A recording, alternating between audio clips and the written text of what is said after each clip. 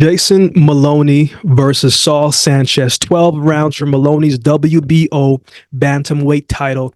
Let's get into it. Let's start with the champ. 26 wins, 2 losses, 19 wins by way of knockout. Man, Moloney had a great year last year, right? Even though he fought once, it was a big one-time fight for a guy who had fought for the title twice before and came up short. So as they say, third time is the charm. And in the third time, he was able to come away with the belt. Even after the fight, you can tell how much it meant to him, right? Like how winning that title.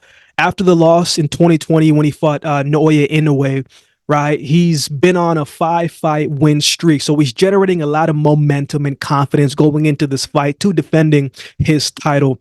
There's a saying, and maybe that you've heard it, where it goes, after a fighter becomes a champion, they get 20% better. And I thought it was a hoax until I turned professional in track and field, until I saw the guys who won worlds or they won the Olympics instantly became a little harder to beat than the year before. And part of that is because of the uber confidence that they developed from winning the title or winning a big meet and having a massive performance. Sometimes sports is more psychological than physical. But the good thing for Moloney is that he does have the skill to back it up as well. Let's go back to his most recent fight when he fought Vincent Astrolabio, a guy who's got good power. He's a good boxer. He's got a good chin. He's a physical fighter, a guy who likes to come forward, right? That was a fight where Moloney had to stay disciplined because Astrolabio, even though he had fewer knockouts, it seemed like he was the bigger puncher to me. It seemed like he was the guy who was going to take the more risks,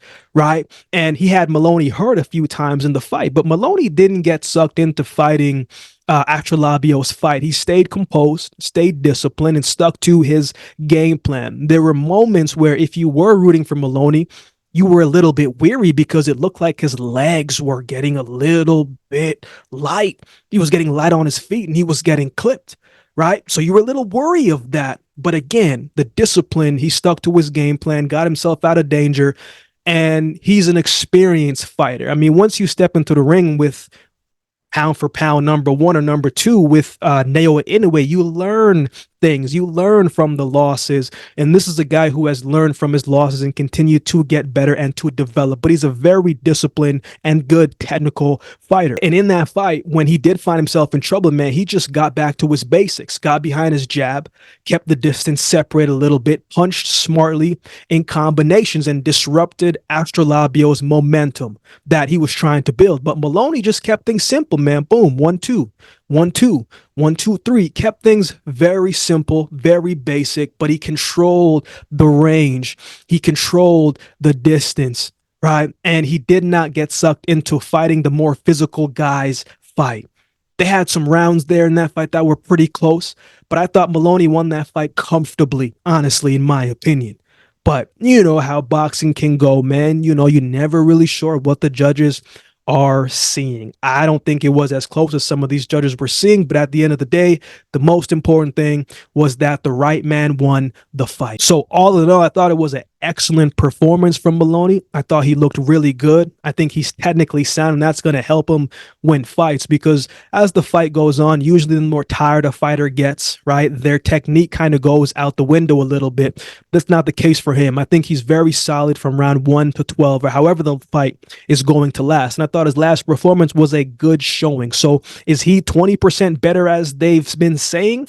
Is he 20% better as many people have saying? We'll see. We'll see. But good showing in his last performance.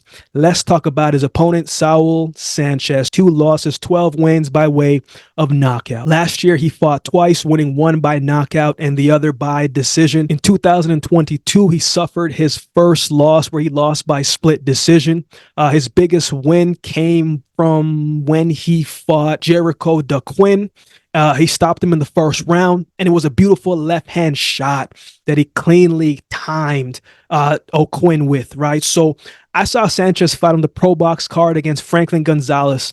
And in that first round, man, Gonzalez came out swinging. He was throwing some big, heavy punches. I mean, both men were. But in the first round, Gonzalez was landing more efficiently, right? That's not to say Sanchez wasn't getting big shots of his own, but Gonzalez was kind of, man, you know, found a home very early in that fight. And I thought Sanchez was trying to close the distance, trying to close close the gap, and he was kind of paying for it because Gonzalez was taking advantage of it and just made it a very interesting first round opening fight. But credit to Sanchez because he kept coming forward. He would took the hit, kept coming forward, trying to evade the hits, and he would get hit. But I felt like he was trying to really feel the power of Gonzalez. He was really trying to figure out, man, how was this guy going to move? What's the power like? What's the tempo? What is he having that can I withstand if it turns into a brawl? Because Sanchez is a guy who is tough. He's durable, but he wants to make it a brawl. He wants to make it an in-close pocket fight. You know, he's coming to fight. He's not necessarily coming to box. He's a come forward type of guy. Likes to be on the front foot, likes to bring the pressure, and isn't afraid to let his hands go, isn't afraid to take that risk. But at the same time, Sanchez did get hit a lot, right? He's not hard to find. He doesn't move his head off the line the best. He's there to get countered. I think Moloney, with his hand speed and efficiency and accuracy, he's probably good chance he can have good success if he can find his timing, and that can work in his favor. He's got to keep the distance as well too. So Sanchez at the other part too, he's very relentless, right? It was too much pressure for Gonzalez, right? And when Gonzalez was starting to slow it down, Sanchez just kept coming forward, kept the same consistency, and the shots that he was throwing were starting to get a little bit more impactful and get through a little bit more. The shot that Sanchez, the body shot that Sanchez delivered to Gonzalez 3 times, they were all back to back. The first shot to the liver dropped him. The next shot to the liver dropped him. The next shot to the liver dropped him to the point where it closed out the show. So when he does target the body, it's impactful, it makes a difference, and there's power and accuracy to it. So Sanchez is a very good body puncher, and if he can find a way to slow down Moloney, if he's looking for a way to slow down Moloney, that's going to be one of the ways. If he can cut off the ring and hit the body, there's a good chance he can slow Moloney down and catch him in the corner and really start to unload on him. In Sanchez's most recent fight, he fought, I don't remember his last name, but I know his first name is RV. So we're going to call him RV. RV was still quite young in his career, but I thought he gave Sanchez a good fight. And personally, even though Sanchez won the fight, to me, I didn't think that was his best performance. I didn't think he looked the best. I thought he was headhunting a little bit too much. Rather than setting up his shots, he was trying to get that one-shot knockout where RV was using the jab very nicely, countering. RV landed cleanly at times, and the fight started picking up more in the 5th round. Sanchez looked to me to be the guy who was landing the more eye-catching shots. RV responded very quickly every time that he would get clipped, whether it was a jab or a body shot. It was a shot that reminded him like, hey man, like I'm still here, right?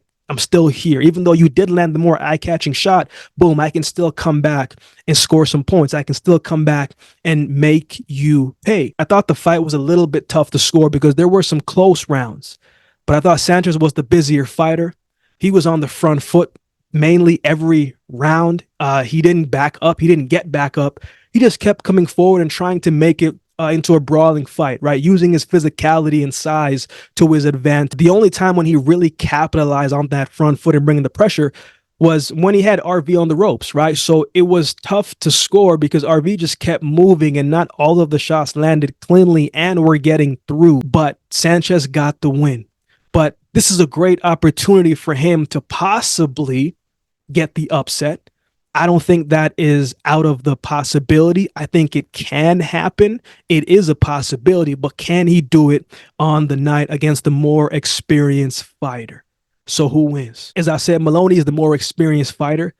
He's faced guys who can punch. He lost to Inoue, right? Who we know has got great pop. We know what he can do. A guy who has power is not new to him, right? Sanchez is going to try to make it a physical fight, and that's going to be his strength and one of the ways how he can win and seize this fight.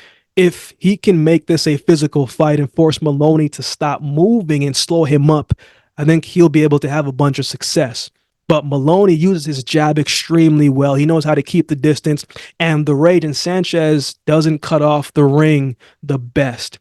And again, as I said, sometimes he's focused on head hunting and he forgets to move his head. He forgets to set things up the right way rather than forcing the fight. Sometimes he does overcommit. And I also think sometimes he can be a little predictable. So he's going to have to find different ways how to slow down Moloney and to disguise and to trick Moloney so he can have success and really get his shots off, because this is a guy who he can do damage if he isn't close. He's an accurate puncher, a good body puncher, and he can do some really good things. So other thing too is Moloney is always in great conditioning, so he can box from round 1 to 12 and not have a problem. Biting, he doesn't get caught with anything cleanly.